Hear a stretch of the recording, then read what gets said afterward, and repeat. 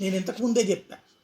చంద్రబాబు గారి టైంలో చేసిన ఒక అతిపెద్దదైనటువంటి ద్రోహం వాస్తవంగా కృష్ణా గుంటూరు జిల్లాలో తెలుగుదేశం పార్టీ దారుణంగా ఓడిపోవడం. ఎందుకంటే అమరావతి అన్న కాన్సెప్ట్ తీసుకున్న చోటనే ఎందుకు ఓడిపోయిందంటే, కొంతమంది బ్రతకాలి, కొంతమంది నాశనం అవ్వాలి.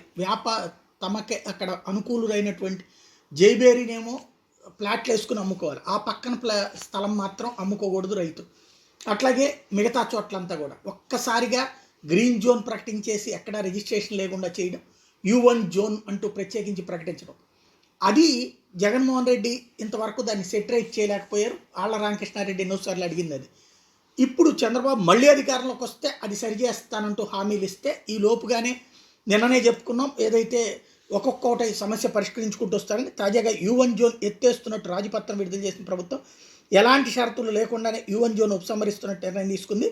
U1 జోన్ ఉపశమన కోసం ఈ మధ్యన 140 రోజులు దీక్షలు చేయించింది తెలుగుదేశం పార్టీ. అయితే జైహో బీసీ సభలో U1 జోన్ని ప్రస్తావించిన చంద్రబాబు అధికారంలోకి రాగానే ఎత్తేస్తామని ప్రకటించారు. ఇదే ఇప్పుడు తెలుగుదేశం అనుకూల మీడియా చెప్పేది. విశేషం ఏంటంటే అది పెట్టిందే ఆయన, మళ్ళీ అధికారంలోకి వస్తే తీసేస్తాను, ఈలోపు జగన్ తీసేశారు.